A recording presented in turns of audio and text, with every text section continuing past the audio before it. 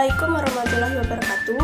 Di sini saya akan melanjutkan penjelasan tentang kerajaan Islam yang ada di Indonesia, yaitu Kerajaan Bima. Jangan lupa like, subscribe, and share video ini. Simak terus videonya.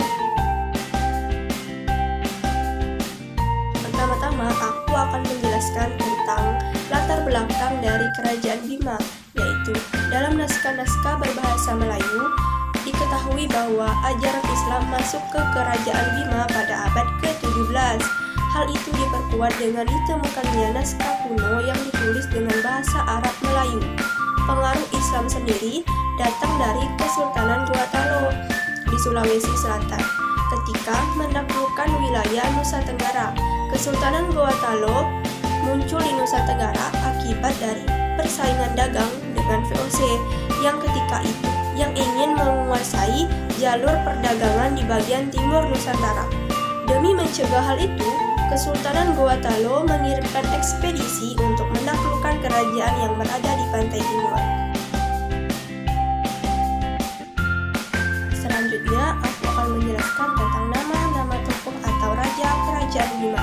Itu raja pertama ada Sultan Abdul Qahir I. Raja kedua ada Sultan Abil Qahir Sirajuddin. Raja ketiga Sultan Nuruddin.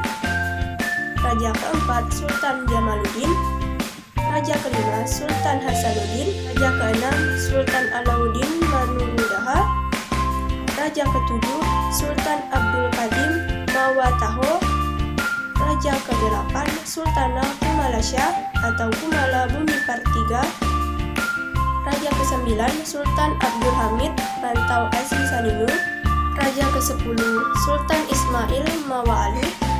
Raja ke-11 Sultan Abdullah Mawa Adil. Raja ke-12 Sultan Abdul Aziz Mawa Sampela.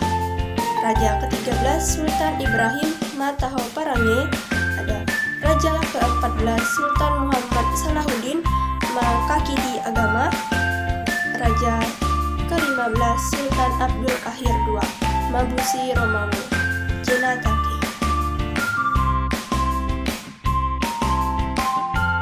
Ada sebab keruntuhan dari Kerajaan Bima, yaitu Kesultanan Bima berakhir ketika Indonesia berhasil meraih kemerdekaan pada tahun 1945. Saat itu Sultan Muhammad Salahuddin lebih memilih untuk bergabung dengan Negara Kesatuan Indonesia. Siti Mariam, salah seorang putri Sultan, menyerahkan bangunan kerajaan kepada pemerintah dan kini dijadikan museum. Di antara peninggalan yang masih bisa dilihat adalah mahkota, pedang, dan furnitur.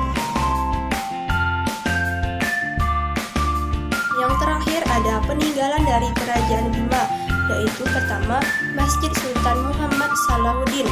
Nah, masjid ini dikenal sebagai Masjid Kesultanan Bima yang dibangun pertama kali pada tahun 1770 Masehi oleh Sultan Abdul Qadim Zilullah fil Alam. Nama masjid ini dinobatkan kepada Sultan Muhammad Salahuddin yang merupakan Sultan Bima yang terakhir yang berkuasa penuh sebagai Sultan di Kesultanan Bima sebelum wilayah kesultanan disatukan ke dalam wilayah Negara Kesatuan Republik Indonesia. Peninggalan selanjutnya ada Museum Asim Bojo. Museum Asim Bojo atau dalam bahasa Indonesia Museum Istana Bima yang merupakan pusat pemerintahan Kesultanan Bima sekaligus menjadi tempat tinggal Sultan Ibrahim. Sebelum pembangunan Istana Bima Baru atau Asim Bojo Mabo pada tahun 1927 sampai 1929, sebelumnya terdapat Istana Bima Lama atau Asim Bojo Mantoy yang terletak bersebelahan, tepatnya sebelah timur dari Istana Bima Baru, dan kedua istana tersebut berada dalam satu kawasan yang sama. Mungkin itu saja yang bisa saya sampaikan. Mohon maaf apabila ada salah kata atau perbuatan.